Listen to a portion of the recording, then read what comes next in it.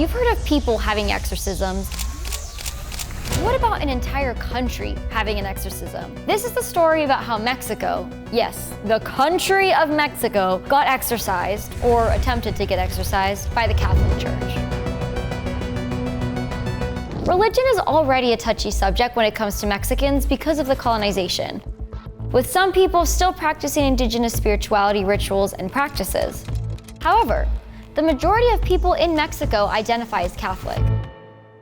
Like 69.4% of the population. And funny enough, exorcisms are prevalent in both Catholicism and indigenous spirituality. But what exactly is an exorcism?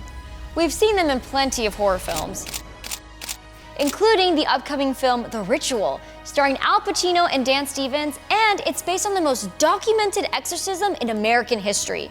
Spooky.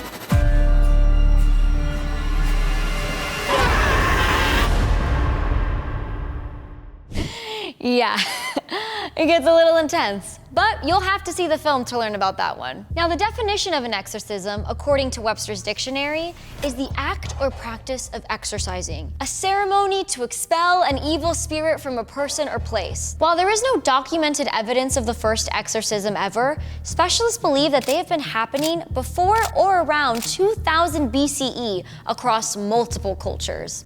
The oldest known exorcism text is the Magno series, which is a long Babylonian text. Mexico is also no stranger to exorcisms. One of the most notable exorcism cases in Mexico is that of a woman only known as Clara R. She was a young woman from San Luis Potosí in the 1990s who had reportedly shown signs of demonic possession, such as levitation, speaking in unknown languages, and an aversion to sacred objects. Father José Antonio Fortea, remember that name, a Spanish exorcist, was called upon by the local Catholic Church to help Clara. The church hasn't revealed any documents or any more information on what ended up happening and if Clara truly got exorcised. But arguably the most talked about exorcism in Mexico is the exorcism of the entire country of Mexico. So what was happening in Mexico that made the Catholic Church go, "The power of Christ compels you"? Well, there's two reasons for that. You know the stereotype. You tell people you're Mexican or you're visiting Mexico and they go, "Oh my God, isn't it so scary? How do you travel there? Aren't you afraid of the violence?" Which is funny because I'm sure people ask that about the US now. But unfortunately, in 2006, certain parts of Mexico were experiencing extreme violence due to the disagreements between the government of Mexico at the time with the cartels, resulting in over 100,000 deaths. And then in 2007, Mexico City legalized abortion up to 12 weeks, which was the last straw for the Catholic Church. Not the 100,000 deaths? Anyways, the combo of the heightened violence and women having control over their bodies outraged the Catholic Church. They started saying that what was happening in Mexico was spiritual warfare. So the church sent over Spanish exorcist, you guessed it, José Antonio Fortea, and Cardinal Juan Sandoval Iñiguez, along with other trained exorcists, to San Luis Potosí to perform Exorcismo Magno. And what the heck is an Exorcismo Magno, you might ask? Well, it is a very rare ritual performed by trained Catholic exorcists directed at a territory or nation believed to be under spiritual attack or demonic influence. It involves prayers, scripture readings, holy water, and specific rites from the Rituale Romane.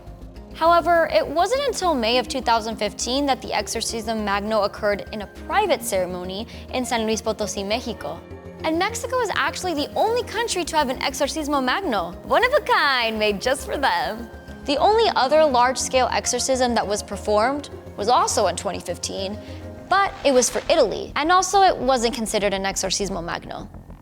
Now, some post-exorcism clarity was that it would take time for Mexico to see the results of the exorcism. Some Catholics and clergy who supported this event viewed it as necessary for what they saw as a moral decay of society. A lot of other people, however, thought of this whole thing as a big show that wasn't going to fix any real problems, that the only way the violence was going to be resolved was with political reforms.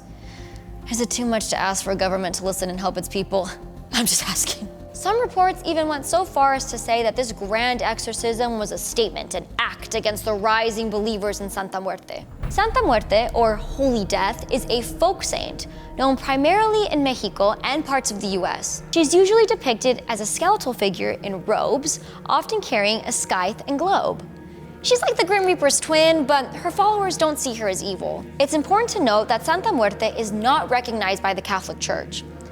She has Aztec roots, probably originating from the deity Mictectahuatl, the Lady of the Dead, who ruled over the afterlife. She started gaining mainstream popularity in the early 2000s. To her worshippers, Santa Muerte is seen as non-judgmental and accessible, which is why many of her followers are people who feel abandoned by mainstream institutions, including the church. The Catholic Church in Mexico has strongly condemned her sanctification by calling it a blasphemous cult of death. Okay then, and there you have it. So the next time someone tells you, Mexico is wild, just remember it's the only country that's ever had a full national exorcism. Because why pass laws to fix a problem when you can just blame it on un demonio? Just Catholic things.